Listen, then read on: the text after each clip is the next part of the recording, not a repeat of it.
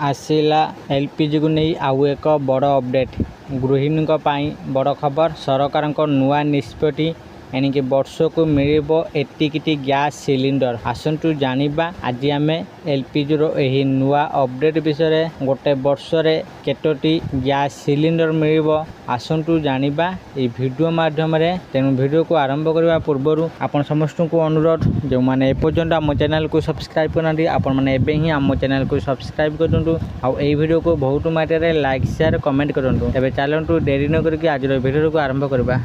Gas व्यवहारकारी बड़ खबर सरकार नेले नुआ निष्पत्ति एणिकी उज्ज्वला हिताधिकारी आउ 9टी सिलिंडर सुविधा पाइपर नहीं।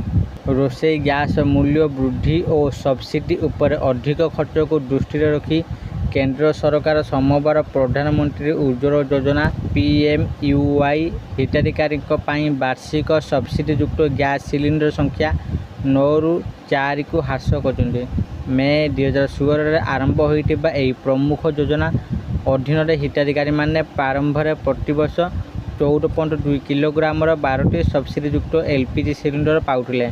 गत वर्ष यही संख्या 9टी सिलिंडर को ह्रास करा और एबे एहाकू आहुरी 4टी को ह्रास कर स्वच्छ रोषेई इंधन को प्रोत्साहित करने एवं साधारण लोकों पई एहाकू सुलभ करने सरकार मे 2022 रे प्रति 14.2 किलोग्राम एलपीजी सिलिंडर पिछा 200 टंका सब्सिडी लागू करथिले। प्रत्येक सिलिंडर रिफिल करने समय यही सब्सिडी सीधा सड़क हिताधिकारी बैंक आकाउंट रे जमा होउथला। 2023 मसीह सब्सिडी 200 ରୁ 300 टंका को वृद्धि करा जायतला। यही सब्सिडी अक्टोबर 2023 रे प्रति सिलिंडर पिछा 300 को वृद्धि करा जायतला।